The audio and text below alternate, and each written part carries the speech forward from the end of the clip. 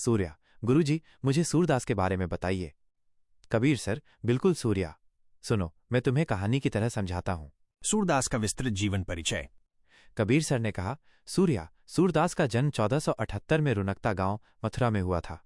कुछ विद्वान उनका जन्म स्थान सीही गांव मानते हैं।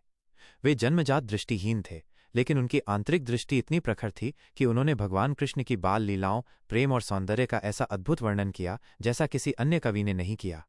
वे पुष्टि मार्ग के संस्थापक महाप्रभु वल्लभाचार्य के शिष्य थे। वल्लभाचार्य ने ही उन्हें कृष्ण लीला का गान करने का आदेश दिया। सूर्या, गुरुजी, दृष्टिहीन होने के बावजूद वे इतना महान कैसे बने? कबीर सर, सूर्या, भक्ति और प्रेम की शक्ति बहुत बड़ी होती है। सूरदास जी ने अपनी आंतरिक दृष्टि से कृष्ण की लीलाओं को देखा और उसे अपनी कविताओं और गीतों में व्यक्त किया। उनकी दृष्टि भले ही बाहरी दुनिया को नहीं देख पाती थी, लेकिन उनके हृदय में कृष्ण की छवि इतनी स्पष्ट थी कि उन्होंने उनके हर एक रूप और लीला का सजीव चित्रण किया। साहित्य परिचय।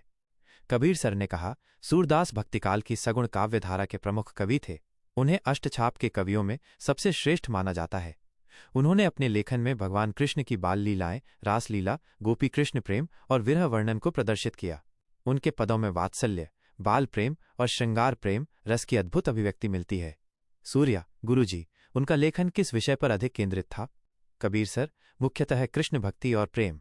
उनके पदों और भजनों में कृष्ण की छवि इतनी जीवंत बनती है कि पाठक स्वयं को उस संसार में महसूस करने लगता है। उनकी रचनाओं में मथुरा, गोकुल और वृंदावन का वातावरण पूरी तरह से जीवंत हो उठता है। भाषा और शैली।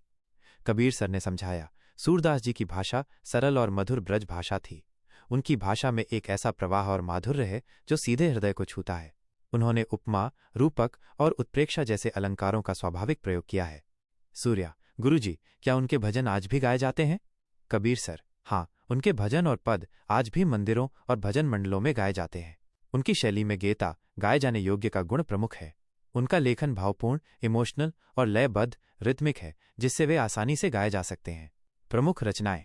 कबीर सर बोले, उनके कुछ प्रमुख कार्य हैं। 1. सूरसागर, यह उनका सबसे महत्वपूर्ण ग्रंथ है। इसमें कृष्ण की बाल लीलाओं, रासलीला और गोपी कृष्ण प्रेम का विस्तृत वर्णन है। ये एक महाकाव्य की तरह है, जिसमें लगभग 1.25 लाख पद माने जाते हैं, हालांकि आज केवल कुछ हजार पद ही उपलब्ध हैं। 2. सूरसारावली, यह सूरसागर का संक्षिप्त रूप माना जाता है, जिसमें भक्ति के महत्व पर प्रकाश डाला गया है। 3. साहित्य लहरी, इस संग्रह में दृष्टकूट पदों का संकलन है, जो साहित्य और काव्य के दृष्टिकोण से महत्वपूर्ण है। साहित्यिक स्थान। कबीर सर ने समझाया, सूरदास हिंदी साहित्य में भक्तिकाल के महान कवि हैं। उन्हें अष्टछाप का शिरोमणि माना जाता है। उन्होंने कृष्ण भक्ति और प्रेम की परंपरा को स्थापित किया और उसे एक नई ऊंचाई दी। उनके भजन और पद आज भी लोगों को भक्ति और प्रेम की भावना से भरते हैं। उन्हें वात्सल्य रस का सम्राट कहा जाता है, क्योंकि बच्चों के प्रति प्रेम का इतना सुंदर और सूक्ष्म चित्रण किसी अन्य कवि ने नहीं किया। संक्षिप्त परिचय। सूर्या, गुरुजी, इसे कैसे याद रखूं?